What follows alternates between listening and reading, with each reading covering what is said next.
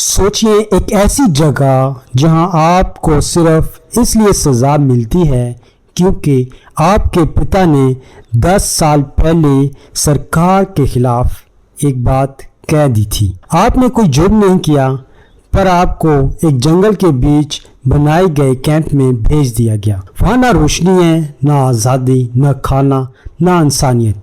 آپ صرف ایک نمبر بن جاتے ہیں، ایک غلام جسے زندگی بھر اپنے جرم کے لیے نہیں کسی اور کے جرم کے لیے سزا بھگتنی ہوتی ہے۔ یہ ہے نارتھ کوریا کے گلاگ کیمپ، جنہیں دنیا کے سب سے خوفناک پریزن کیمپس مانا جاتا ہے۔ نارتھ کوریا کے ڈکٹیٹر کیم جونگ ان کے رول میں یہ کیمپ تاناشائی کا زندہ ثبوت ہے۔ ان کیمپس کا کوئی آفیشیل ریکارڈ نہیں ہوتا، کوئی ہیومن رائٹس مانیٹرنگ نہیں ہوتے، اور یہاں سے زندہ نکلنا ایک آلموسٹ امپاسبل مشن ہے۔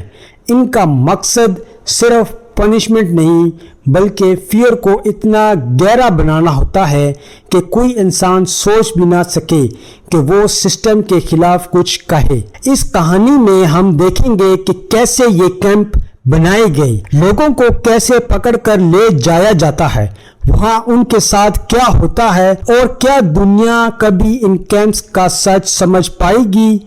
ہر پارٹ میں ایک نیا دروازہ کھلے گا، ایک نئی سچائی سامنے آئے گی جسے سن کر آپ کا دل کانپ اٹھے گا۔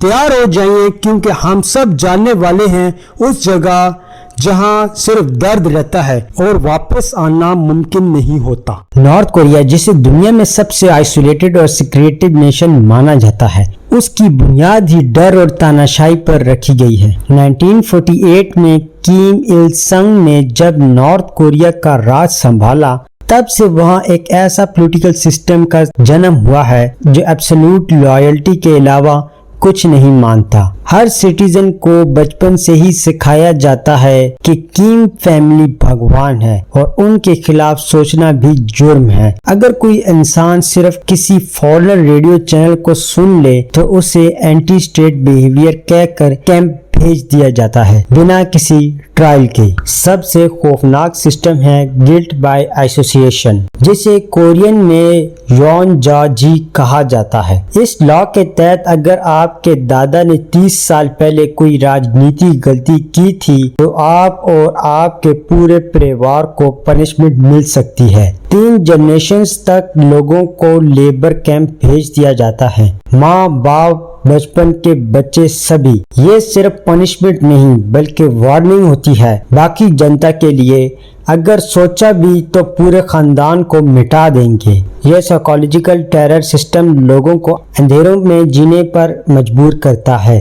گورنمنٹ اپنے لوگوں کے خلاف ایک ایسا نیٹ ورک کا استعمال کرتی ہے جہاں ہر سٹیزن ایک دوسرے کا اسپائی بن جاتا ہے۔ اسکول میں بچے اپنے ماں باپ کے خلاف رپورٹ کرتے ہیں اور ہر گلی کے ہر کونے میں سی سی ٹی وی نہیں، انسان سی سی ٹی وی لگے ہوتے ہیں۔ کیم رجیم نے فیئر کو اتنا گہرا بٹھا دیا ہے کہ لوگ سوچنے سے پہلے ڈر جاتے ہیں۔ اس ڈر کا الٹیمیٹلی رزلٹ ہوتا ہے گلاگ کیمپ، جہاں زندگی صرف ایک پنشمنٹ ہے اور موت ایک راحت۔ نارتھ کوریا کا سب سے انفیمس پریزن کیمپ میں سے ایک کیمپ ہے کیمپ نمبر 14، جسے کیچون انٹرمنٹ کیمپ کے نام سے بھی جانا جاتا ہے۔ یہ کیمپ اتنا بڑا ہے کہ اس کی باؤنڈری میں 200 اسکوائر کلومیٹر کا ایریا آتا ہے، یعنی ایک چھوٹی سی سٹی کے برابر، یہاں پولیٹیکل پریزنر اور ان کی فیملیز کو رکھا جاتا ہے، صرف اس لیے کیونکہ انہوں نے یا تو سسٹم کے خلاف کچھ کہا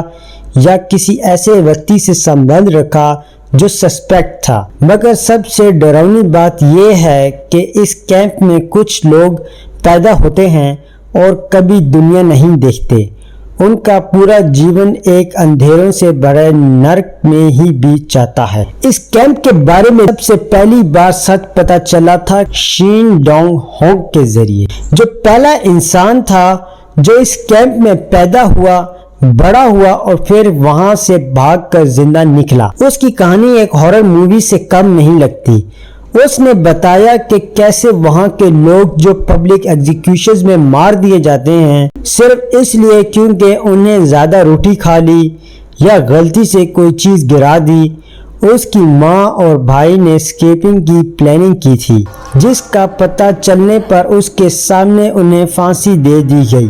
سوچیں، ایک 14 سال کا لڑکا اپنی ماں کو مرتے ہوئے دیکھتا ہے اور اسے کہنا پڑتا ہے کہ ماں نے غلطی کی۔ کیمپ نمبر 14 میں لوگوں کو انسان نہیں مشین بنایا جاتا ہے۔ ان کا نام ہی ہوتا ہے، بس ایک نمبر ہوتا ہے۔ اس کے پاس نہ سکول ہوتا ہے، نہ پیار، نہ زندگی کا کوئی سپنا۔ یہاں کا ہر دن ایک سروائیول گیم ہوتا ہے، جہاں آپ یا تو سسٹم کے حساب سے چلیں گے یا بھوک اور مار کے حقدار بنیں گے۔ شین کی کہانی دنیا کے لیے ایک وارننگ تھی۔ اگر ایک سویلائز دنیا میں ایسے کیمپ ایگزسٹ کرتے ہیں تو انسانیت ختم ہو چکی ہے۔ کیمپ میں ایک عام دن صبح 4 بجے شروع ہوتا ہے، لیکن یہ صبح سورج کی روشنی سے نہیں، ایک لاٹھی کی چیخ سے آتی ہے۔ جیلر لاؤڈ سپیکر میں چیخ کر سب کو جگاتا ہے اور ترنت سبھی پریزنر کو لائن میں لگ کر رپورٹ کرنا ہوتا ہے۔ اگر کوئی 1 منٹ بھی لیٹ ہو گیا تو اس کا مطلب ہو سکتا ہے بے ہوش ہونے تک کی پٹائی یا پبلک ہیوملیشن۔ اس کے بعد شروع ہوتی ہے زندگی کی سب سے تھکانے والی درد، جس میں آپ کو 16-18 گھنٹے تک بنا رکے کام کرنا ہوتا ہے، بنا کھانے کے اور بنا پانی کے۔ کام الگ الگ ہوتا ہے، کوئلہ کھودنا، جنگل کاٹنا، کنسٹرکشن کا کام یا سیویج صاف کرنا، سب کچھ ہاتھوں سے ہوتا ہے۔ ماڈرن مشینری کا کوئی کانسیپٹ نہیں ہے۔ کیمپ میں کسی کو انسان نہیں سمجھا جاتا، بلکہ لیونگ ٹولز مانا جاتا ہے۔ اگر کوئی بیمار ہو جائے تو اسے کام سے چھٹی نہیں ملتی، ڈاکٹرز نہیں ہوتے، دوا نہیں ملتی، بس ایک کولڈ سیلز جہاں وہ آدمی خود ہی مر جائے۔ کام کے دوران اگر آپ کچھ گرا دیں یا تھوڑا بھی سلو ہو جائے تو آپ کو ٹارچر ملے گا، کبھی بجلی کے جھٹکے، کبھی جلتی لکڑی سے مارنا اور کبھی آئس کولڈ واٹر میں بند کر دینا۔ رات کو تھکے ہارے لوگ ایک چھوٹی سی بمبو کی جیل جیسی بیرک میں بند کیے جاتے ہیں۔ ہر آدمی کے پاس 2 سے 3 فیٹ کا سپیس ہوتا ہے، نہ پراپر بیڈنگ، نہ کپڑے، انہیں ایک دوسرے کے ساتھ چپک کر سونا پڑتا ہے۔ ہر رات ایک نیا سپنا نہیں بلکہ نیا نائٹ میئر لے کر آتے ہیں۔ کبھی کسی کی چیخ، کبھی دور سے آتی فائرنگ کی آواز، کبھی ایک اور پریزنر کا نام۔ الگ دن ٹارچر چیمبر لے جایا جاتا ہے، جیسے وہاں جینے کی پنشمنٹ ہے، لیکن مرنا بھی آسان نہیں۔ نارتھ کوریا کے گولیگ کیمپ سے بھاگنا کسی نائٹ میئر سے زیادہ مشکل ہے۔ اس کیمپ کو نو اسکیپ زون کہا جاتا ہے، جہاں ہر کونا، ہر جنگل، ہر پہاڑی پر آرم گارڈز، الیکٹرک فینسز اور لینڈ مائنز لگے ہوتے ہیں۔ کیمپ کے باہر صرف ایک ہی چیز ہوتی ہے، موت۔ پھر بھی کچھ لوگ نے کوشش کی، کیونکہ ان کے لیے کیمپ میں رہنا موت سے بھی زیادہ برا تھا۔ ان میں سے کچھ لوگ پکڑے گئے، کچھ مار دیے گئے اور صرف گنتی کے لوگ ہی زندہ نکلتے ہیں۔ سب سے مشہور اسکیپ تھا شین ڈونگ ہوک، جس کا ذکر پہلے بھی ہو چکا ہے۔ اس نے اپنی ماں اور بھائی کے مرنے کے بعد کیمپ میں جینے کی امید چھوڑ دی تھی۔ پھر ایک دن ایک نیا پریزنر کے ذریعے اسے باہر کی دنیا کے بارے میں پہلی بار سنا، پیزا، کار، ٹی وی اور آزادی۔ اس نے ڈیسائیڈ کیا کہ وہ بھاگے گا۔ ایک ٹھنڈ بھری رات میں جب سیکورٹی تھوڑی کم تھی، اس نے اور اس کے دوست نے الیکٹریفائڈ فینس کے نیچے سے بھاگنے کی کوشش کی، لیکن اس کا دوست اسے فینس میں جل گیا اور اس کی لاش کے اوپر سے چڑھ کر شین زندہ نکلا۔ یہ ایک ایسی کہانی ہے جو دل کو چیر کر رکھ دیتی ہے، مگر ہر کسی کا انجام شین جیسا نہیں ہوتا۔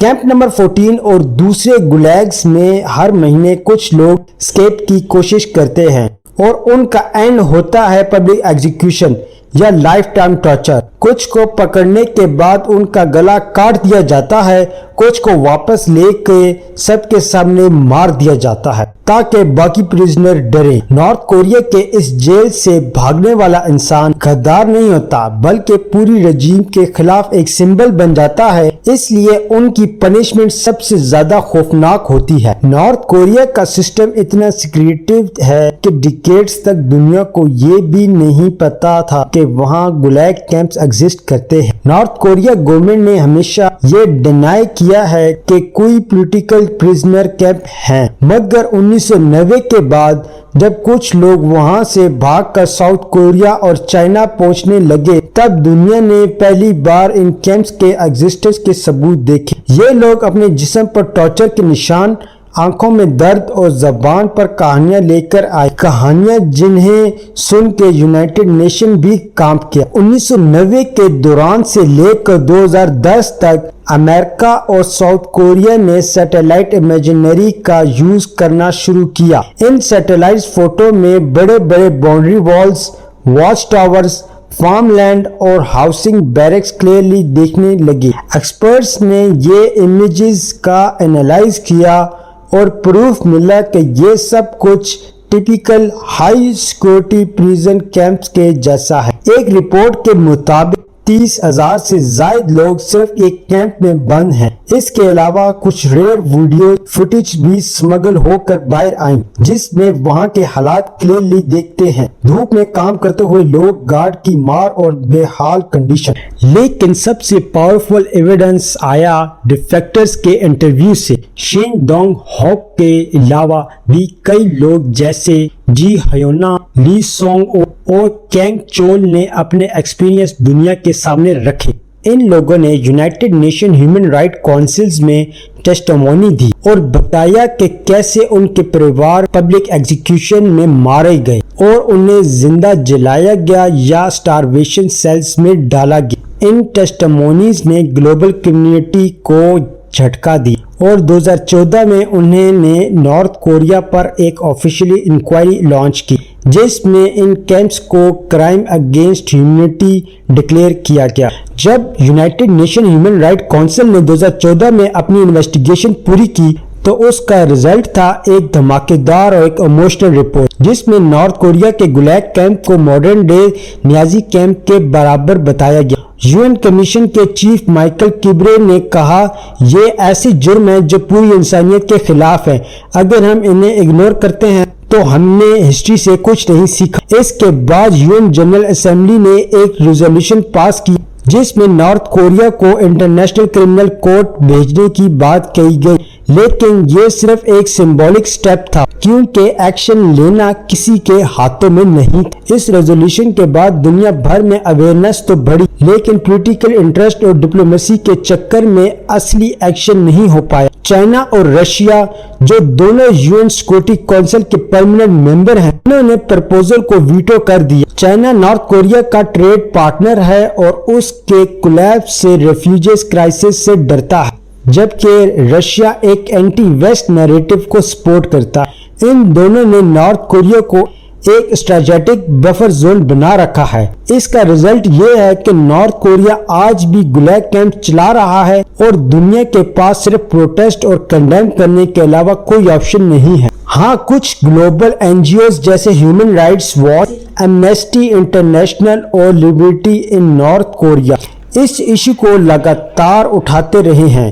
انہوں نے ڈیفیکٹرز کی مدد سے ڈاکومنٹریز بنائی، رپورٹ پبلش کی اور یونیورسٹیز میں سیمینار آرگنائز کیے تاکہ لوگ جان سکیں کہ ایشیا کے ایک کونے میں اب بھی لوگوں کو بے حال زندگی جینے پر مجبور کیا جا رہا ہے۔ مگر جب تک گلوبل پاور اپنے اسٹریٹجک انٹرسٹ توڑ کر ایکشن نہیں لیتی تب تک یہ گولیگ سسٹم انویزیبل جینوسائیڈ چلتا رہے گا۔ نارتھ کوریا کے لوگوں کے لیے آزادی کا سپنا ایک میٹھا زہر جیسا جسے وہ سوچ تو سکتے ہیں لیکن چھو نہیں سکتے۔ باہر کی دنیا جانتی ہے کہ کیم رجیم کا رول فیئر اور برین واش پر ٹکا ہے۔ وہاں کے لوگوں کو بچپن سے ہی سکھایا جاتا ہے کہ ان کا لیڈر ایک دیوتا ہے اور دنیا اس کی دشمن۔ ایسے میں جب تک لوگ خود نہیں جاگتے تب تک انٹرنیشنل ریبیلین امپاسبل۔ لیکن پرابلم یہ ہے کہ لوگوں تک باہر کی سچائی پہنچتی ہی نہیں۔ انٹرنیٹ بین ہے، نیوز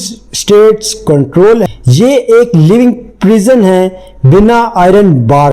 لیکن کچھ چھوٹی چھوٹی امیدیں ہیں ڈیفیکٹرز کے ذریعے جو لوگ چائنا یا ساؤتھ کوریا بھاگ جاتے ہیں وہ دنیا کو نارتھ کوریا کے سچ بتاتے ہیں۔ وہ لوگ ڈاکومنٹریز بناتے ہیں، بکس لکھتے ہیں اور سیکریٹلی USB ڈرائیوز میں ساؤتھ کوریا موویز اور سانگز واپس بھیجتے ہیں۔ یہ سب وہاں کے لوگوں کے لیے پہلی بار اور دنیا کی جھلک ہو، ایک دنیا جہاں لوگ مسکراتے ہیں، آزاد ہیں۔ اور دوستو، اگر آپ کو یہ ویڈیو اچھی لگی تو اس ویڈیو کو لائک کریں، شیئر کریں اور چینل کے ساتھ بنے رہیں، سبسکرائب کرنا مت بھولیے گا۔